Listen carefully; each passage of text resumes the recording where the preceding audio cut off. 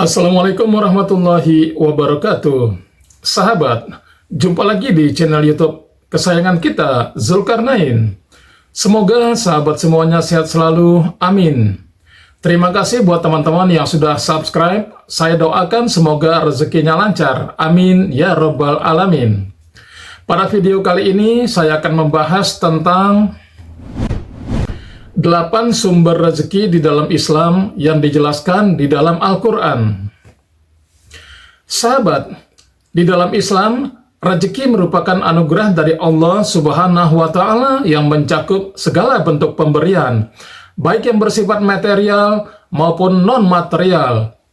Rezeki bukan hanya tentang harta benda, tetapi juga mencakup kesehatan, ilmu, ketenangan hati, dan keberkahan di dalam hidup.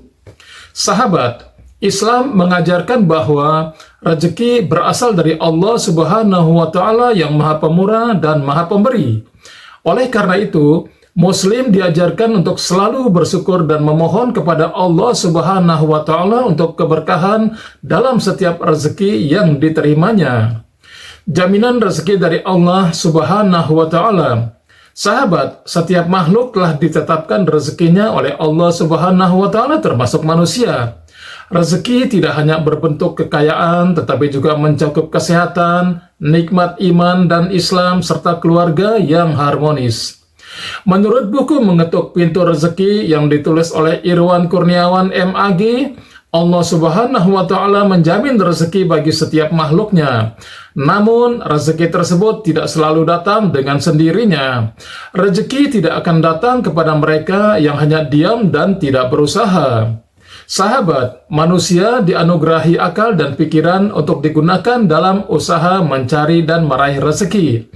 Usaha ini perlu disertai dengan rasa syukur, keikhlasan, dan keyakinan sepenuh hati bahwa Allah akan memberikan rezeki dari arah yang tak terduga. Sahabat, inilah 8 sumber rezeki dalam Islam. Allah Subhanahu wa Ta'ala menjelaskan sumber rezeki dalam Islam datangnya dari dan mencakup segala hal yang bermanfaat bagi makhluknya dari berbagai sumber. Dikutip dari arsip, berikut ini adalah sumber rezeki dalam Islam yang tertulis dalam Al-Quran. 1. Sedekah.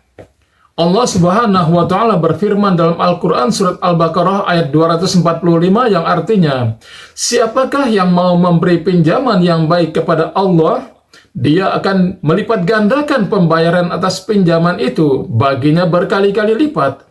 Allah menyempitkan dan melapangkan rezeki.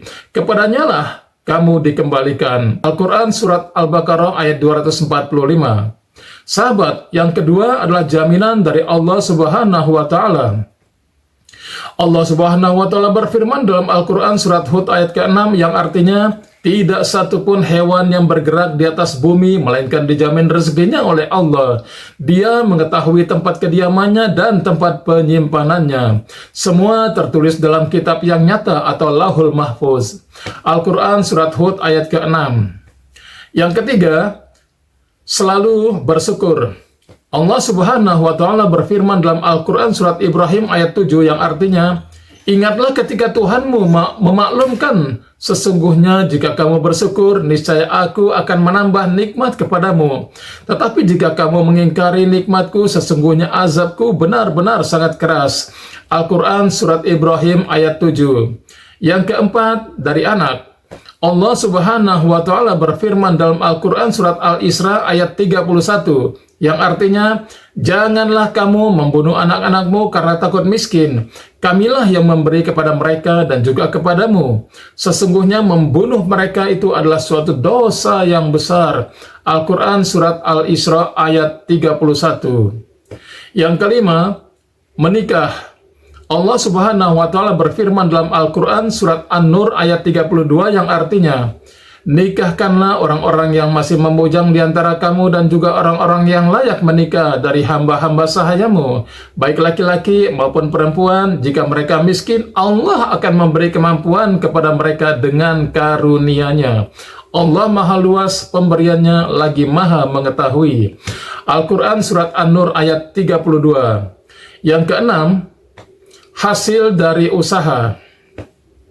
Allah Subhanahu wa Ta'ala berfirman dalam Al-Quran Surat An-Najm ayat 39 yang artinya bahwa manusia hanya memperoleh apa yang telah diusahakannya.